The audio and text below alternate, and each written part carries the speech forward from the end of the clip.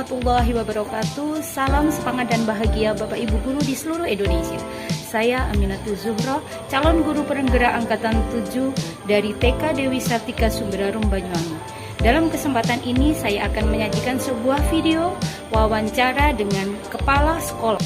Mewawancarai dua kepala sekolah yang akan berbincang tentang nilai-nilai pengambilan keputusan berdasarkan nilai-nilai kebajikan sebagai pemimpin. Selamat menyaksikan.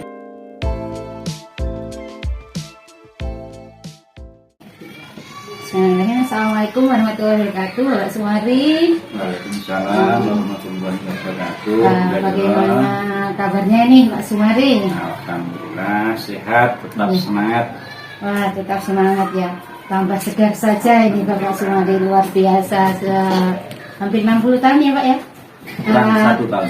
Waduh iya, masih berjaya memimpin TK. Baik nih Pak Sumari, menindaklanjutinya yang kemarin bahwa saya hari ini ingin mewawancara Bapak tentang pengambilan keputusan berdasarkan nilai-nilai kebajikan. Nah, sebelumnya di sini saya persilakan Bapak untuk memperkenalkan diri dulu. Terima kasih saudara-saudara, nama saya Sumari, Kepala Sekolah TK Dewi Sartika Sumberarum, dan ketepatan alhamdulillah salah satu guru di TK Dewi Sartika Sumberarum ini menjadi GGP di angkatan ke-7 ingin mewawancarai kami tentang cara mengidentifikasi masalah.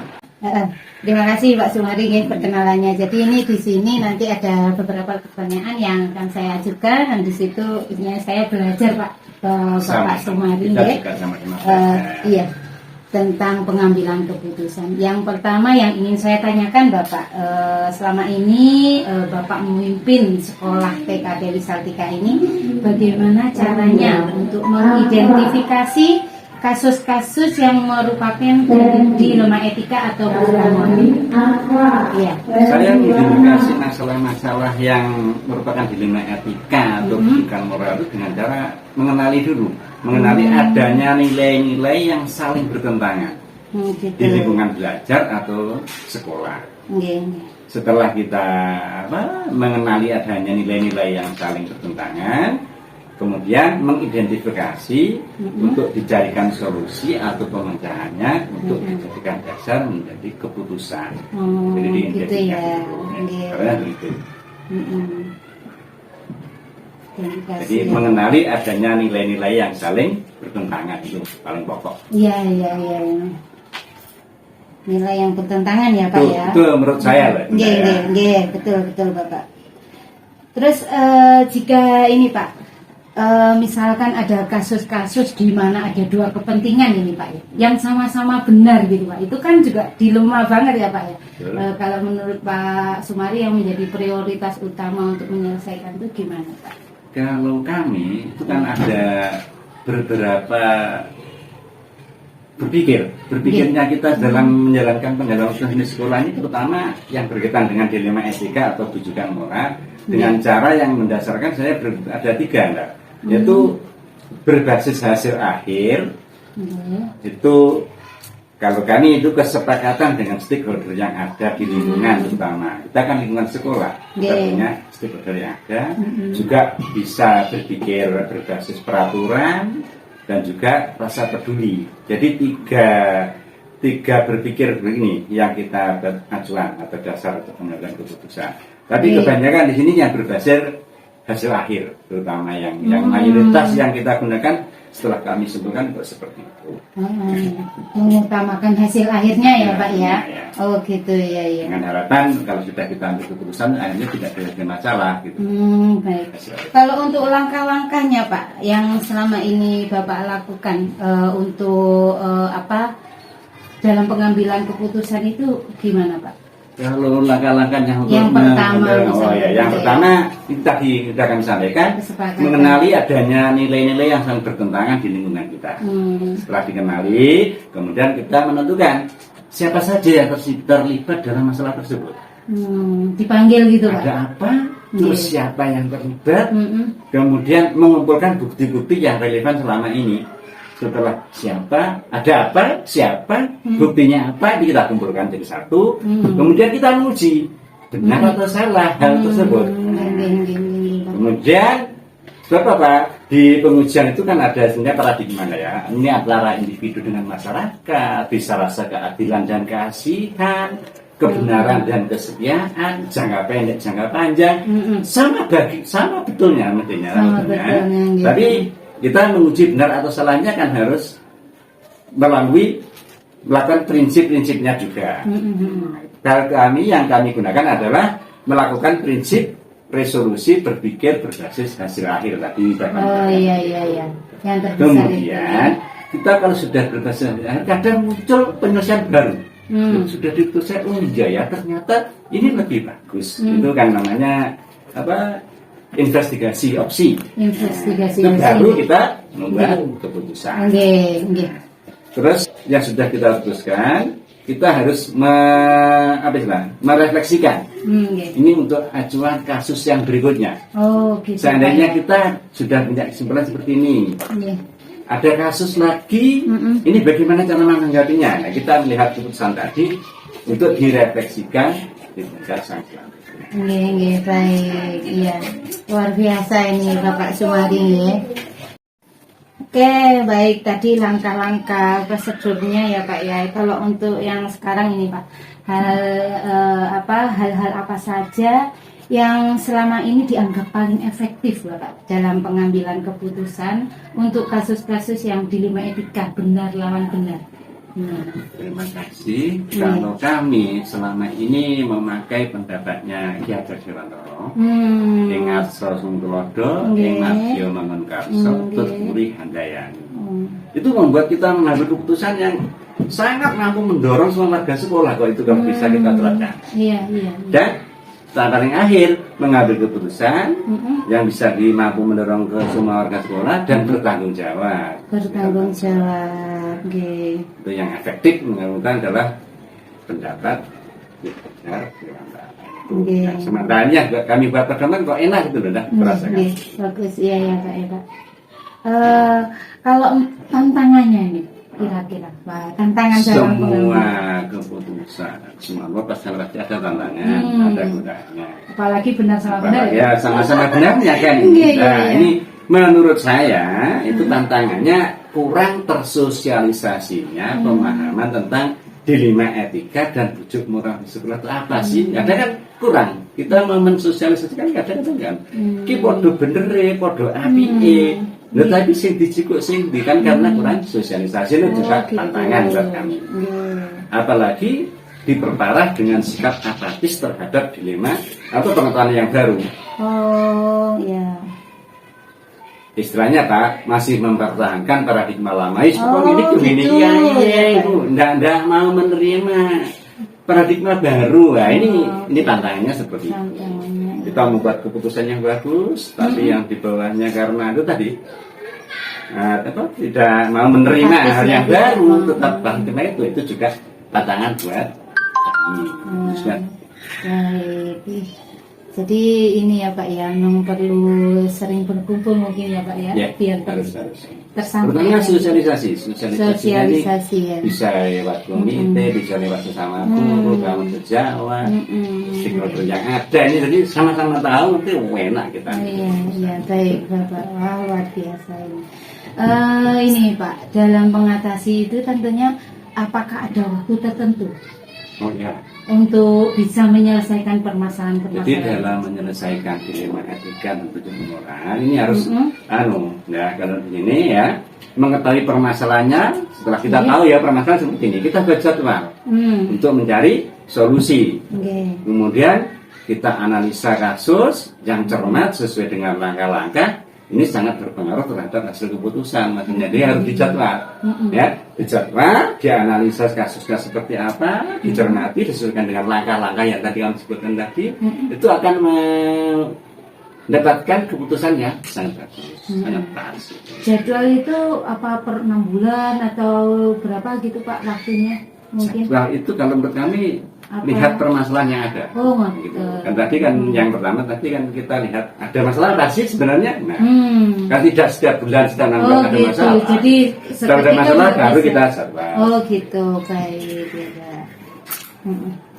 Baik Pak Sumadi, untuk yang selanjutnya ini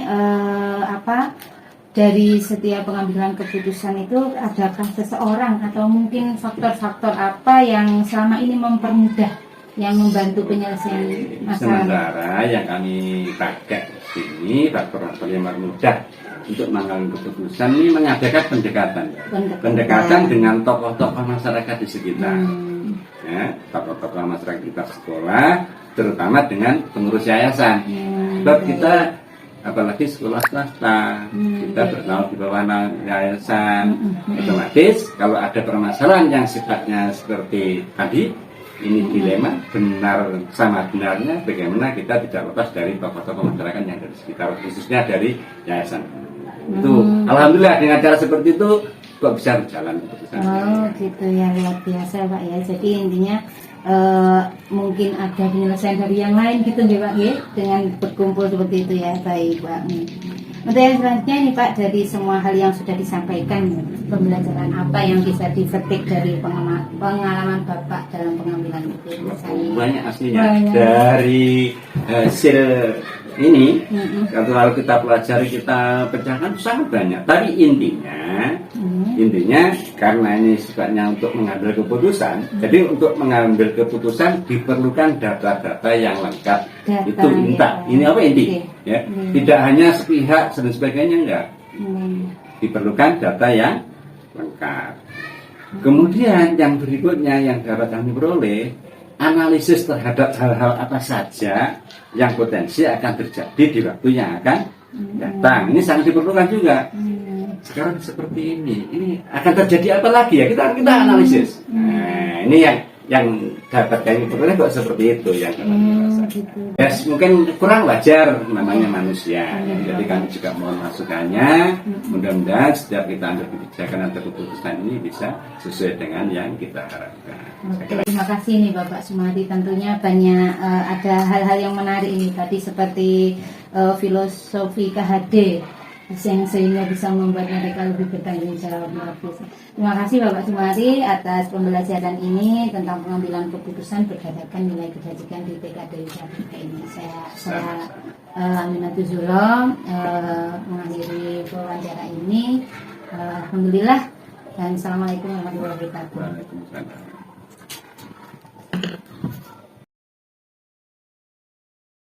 Assalamualaikum warahmatullahi wabarakatuh. Waalaikumsalam warahmatullahi wabarakatuh. Selamat pagi Bu Nur, apa kabar? Ini pagi, alhamdulillah sehat. Semangat. Iya, sehat semangat ya, luar biasa Ibu. Ya saya memang termasuk guru yang salut sama Sumurwati karena semangatnya dalam memimpin lembaga dan juga memimpin juga organisasiannya. Ini sebelumnya Ibu saya mengucapkan terima kasih karena Ibu sudah memberikan waktu kepada saya untuk wawancara tentang pengambilan keputusan yang berbasis nilai-nilai kebajikan sebagai pemimpin. Nanti ini di sini Ibu saya belajar dari Ibu Merwati sebagai pemimpin dari TK-PKK Ibu tentang pengambilan keputusan. Tapi sebelumnya di sini saya persilakan Ibu untuk memperkenalkan diri. Ya, terima kasih Ibu Aminatul Zulom. Perkenalkan, saya Ibu Merwati dari Kepala Sekolah TK-PKK Sumerarum, Kecamatan Songgon, Kabupaten Banyuwangi. Dan kebetulan saya juga sebagai Ketua IGTKI Kecamatan Songgon. Terima kasih Bu Nur atas perkenalannya. Ini di sini dalam wawancara ini Bu, kali lagi saya ingin belajar dari Ibu tentang pengambilan keputusan. Nanti di sini yang ingin saya tanyakan yang pertama ya, selama ini bagaimana Ibu dalam mengidentifikasi kasus-kasus yang merupakan dilema etika. Dilema etika itu benar melawan benar, itu kan pasti susah ya Bu ya dalam memilihnya. Terus kemudian rujukan moral benar dan salah. Nah di sini saya ingin belajar bagaimana cara Ibu untuk mengidentifikasinya. Ya, mengidentifikasi. Terima kasih juga Mbak Suroyo. Kita juga belajar karena memang dan bersyukur juga karena di Kecamatan Songgon masih ada satu guru penggerak di tempat pendidikan itu yang satu itu, dan kita juga masih harus banyak belajar. Sebetulnya dalam pengambilan keputusan itu kita sudah menerapkan mulai dulu, tapi untuk langkah-langkah itu kita tidak memakai langkah-langkah, ya seperti itu. Dan kita mengidentifikasinya itu biasanya kita cuma mengenali nilai yang saling bertentangan dalam situasi tersebut, yaitu misalnya disiplin dan tanggung jawab. Disiplin dan tanggung jawab itu, terus juga menentukan siapa yang terlibat dalam pengambilan keputusan itu. Misalnya di lembaga kami ada guru yang secara mendadak izin, padahal kan dia mempunyai tanggung jawab di kelas. Itu biasanya kita kan biasanya langsung aja memberikan izin, dan yang menggantikan itu langsung kepala sekolah. Tapi untuk selanjutnya setelah dia pulang dari rapat itu, mungkin kita kumpul. Kita harus membiasakan untuk membuat administrasi pembelajaran di perangkat pembelajaran. Jadi maksudnya kalau ketika mau izin, RPP-nya harus tersedia, juga yang menggantikan harus siap. Gitu. Perangkat pembelajaran itu memang harus disiapkan. Jadi siapapun guru nanti yang menggantikannya kan sudah bisa jalan. Betul. Dan perangkat pembelajaran itu kan meliputi banyak sekali, mulai dari RPPM, RPPH, penilaiannya juga harus sudah disiapkan, dan media pembelajaran. Jadi itu merupakan tugas pokok guru yang harus disiapkan. Jadi sewaktu-waktu kalau dia izin, itu sudah siap guru yang menggantikan. Lain yang menggantikan. Jadi itu yang punya mengidentifikasi terutama tentang kebersihan. Baik Ibu. Terus selama ini Bu, kalau untuk menjalankan pengambilan keputusan di sekolah yang terutama tentang kasus-kasus yang di situ benar lawan benar Bu, dan di situ pasti ada nilai kebajikan kan? Nah, bagaimana Ibu untuk pengambilan keputusannya itu? Misalkan benar lawan benar. Kalau misalnya benar lawan benar itu untuk pengujian benar atau salahnya itu menurut standarisasi profesional. Untuk profesional kita sebagai pendidik itu seperti apa, dan juga apakah itu melanggar kode etik guru. Kalau misalnya guru itu memang sepakat sudah menjadi guru, maka dia harus profesional. Kita sebagai kepala sekolah juga harus langsung melaporkan ke yayasan atau pengawas, kan tidak mungkin. Tidak mungkin seperti itu. Jadi kita mencari solusinya bersama-sama dengan teman-teman guru yang lain. Kita bicarakan bersama sebaiknya ini seperti apa. Kalau kita saling terbuka, nanti kan untuk solusi itu tidak ada yang berundel di belakang. Betul. Jadi intinya setelah identifikasi kumpul tadi terbuka untuk apa istilahnya membahas, jangan sampai ini keluar Baik. Lalu tentang langkah-langkahnya Bu atau prosedurnya itu yang dilakukan selama ini gimana Bu? Itu tadi ya Bu secara langsung itu biasanya. Secara langsung insidental. Kalau ada kasus langsung kumpul gitu Bu. Diberikan izin dulu. Setelah izin kita kumpul bersama. Dan membuat kesepakatan tadi. Membuat kesepakatan.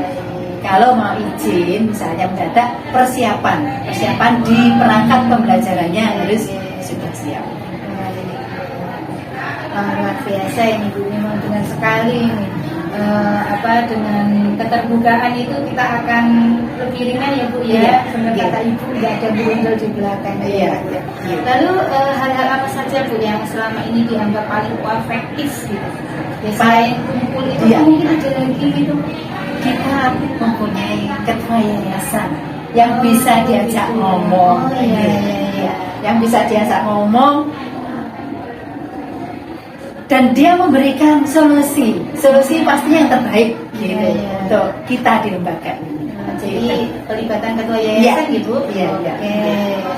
Lalu kalau yang menjadi tantangan Bu, ada susah gitu. Mungkin tantangannya kalau misalnya ada guru-guru yang izin, dan itu pun yang menyuruh karena kita ada di lingkungan desa, Dan yang menyuruh itu Bapak Kepala Desa. Itu merupakan tantangan bagi kami. Oh gitu ya. Iya. Kalau harus berhubungan dengan instansi yang lebih atas gitu ya Bu. Iya. Oh gitu. Iya. Karena kita harus memilih. Oh, Iya. gitu. Kita harus memilih. Kita menempatnya di desa. Jadi itu merupakan tantangan bagi kami. Iya, Iya. harus ingat sama desanya. Iya. Apalagi ini berdekatan dengan Iya. Berkaitan dengan desa dan kita memang menempatnya di desa. Oh, gitu. Tapi ini apa lembaganya milik desa atau gimana? Bukan milik desa. Untuk gedung itu sebenarnya lembaga yang membuat, tapi tanah kan milik desa. Kita pinjam Oh pakai. iya. Jadi kita pinjam harus pakai. ikut Ya, aturan kita harus itu ya. mengikuti aturan dari desa. Oke Bu. Terus yang berikutnya Bu, adakah tata kala atau jadwal tertentu ketika ada permasalahan itu mungkin diselesaikannya baru seminggu atau saat itu, atau mungkin ada waktu-waktu tertentu untuk penyelesaian kasus yang terjadi di Ya, daerah? biasanya begitu Mbak. Kalau memang itu permasalahannya sangat sulit, kita hadapi sendiri dengan teman-teman guru, kita biasanya kumpul dengan yayasan. Kita bicarakan dengan yayasan yang ada di lembaga kita. Untuk waktunya Bu? Untuk waktunya, kalau memang mendesak, ya misalnya kejadian hari ini 2 hari kita mendesak gitu ya. Jadi dalam 2 hari sudah diusahakan bisa ketemu dengan yayasan ya. Oke Bu. Terus kemudian faktor-faktor ini Bu yang mungkin untuk tadi sudah disebutkan yayasan ya, faktor-faktor yang mempermudah atau membantu dalam pengambilan keputusan. Mungkin kan tadi ada yayasan, mungkin ada yang lain. Dan juga guru, dari guru sendiri Ya. kita bicarakan bersama dan kita ambil di tengah-tengah. Yayasan, yayasan kepala sekolah dan guru. Kita bersama, kita saling terbuka untuk memecahkan masalah yang kita hadapi. Iya, biasa ini. Jadi memang hal yang berhubungan dengan kedisiplinan, tanggung jawab itu kadang menjadi dilema. Gak enak karena kasusnya memang benar Bu gitu, benar-benar. Betul dan betul. Betul dan betul. Iya, Yang yang sangat susah. Tapi kadang-kadang kita masih rasa peduli, rasa kasih sayang, kasih sayang itu masih ada, peduli dengan sesama teman itu kan masih ada juga. Iya pasti itu Bu ya, biar kinerjanya juga. Iya. Baik Ibu, itu tadi beberapa pertanyaan tentang wawancara pengambilan keputusan ini. Nah, yang terakhir Ibu, kira-kira pembelajaran apa yang bisa dipetik dari pengalaman saya di pengalaman Ibu tentang pengambilan keputusan dari Ibu dulu, karena Ibu sebagai kepala sekolah yang sudah lama sekali memimpin lembaga, pasti ada pembelajaran yang bisa diambil. Iya. Jadi terima kasih setelah panjenengan mengikuti CYP calon guru penggerak. Memang banyak sekali sebetulnya kalau kita mau berbagi ilmu, kita banyak sekali kita ambil dari calon guru penggerak itu. Contohnya dalam pengambilan keputusan ini, ternyata kan ada langkah-langkah cara identifikasi masalah dulu, menentukan siapa yang terlibat, mengumpulkan fakta, melakukan pengajian salah dan benar. Ternyata itu banyak sekali yang harus kita kerjakan, yang selama ini tidak kita lakukan di lembaga. Kita ya seperti tadi itu, cuma seperti langsung secara langsung. Dan juga ada nanti di belakang ada refleksi. Ya, refleksi betul Bu. Ada refleksinya juga. Iya. Iya. Baik Ibu, luar biasa ya. Ternyata betul ini saya karena di sini bisa melihat secara langsung atau mendengar langsung dari Ibu Murwati selaku kepala sekolah di lembaga ini tentang pengambilan keputusan. Betul sekali terbuka tadi ya Bu ya. Iya. Bu ya, terus kalau misalkan ada ini Bu ya, kan itu terbuka. Ternyata ada orang yang sekiranya diajak kumpul nggak mau gitu, gimana? Terus molot atau gimana gitu, molot batu atau diajak kumpul sekarang nggak mau, kayak berkelit gitu. Dan sebetulnya kalau di lembaga saya untuk itu tidak ada. Kebetulan tidak ada. Kebetulan tidak ada. Iya. Guru saya seperti keluarga semua. Iya. Kebetulan tidak ada gitu ya, seperti itu tidak ada. Semua teman-teman guru itu saya itu suka karena saya tidak pernah beri perintah, saya memberi contoh kepada teman-teman. Iya, saya memberi contoh, tidak pernah memberi perintah. Iya, jadi dia itu gimana ya, sungkan gitu kalau nggak melakukan. Iya, dia sungkan pasti dia ngomong sama ibu. iya itu sungkan. Masuk kepala sekolah itu mana nanti begitu. Iya ibu. Ya Allah, baik sekali nih Bu, tambah satu lagi betul. Karena sebelum kita memerintah, kalau bisa kita mencoba ya Bu, bagus sekali. Baik Bu Nurhati, ini saya rasa sudah sangat banyak yang bisa saya ambil pembelajaran dari Ibu, luar biasa, mulai dari identifikasi langkahnya, terus hal yang paling efektif sampai hal yang mempermudah dan tersulit itu ternyata sudah punya pelajaran ini menjadi ilmu bagi saya nantinya untuk memenuhi tugas ini juga, dan juga nantinya bagaimana cara saya jika saya menemukan kasus-kasus seperti yang baik ya, itu tadi wawancara saya dengan Ibu Nurwati selaku pimpinan atau kepala sekolah dari lembaga TK PKK Sumber Harum Sombong. Saya akhiri, assalamualaikum warahmatullahi wabarakatuh. Terima kasih.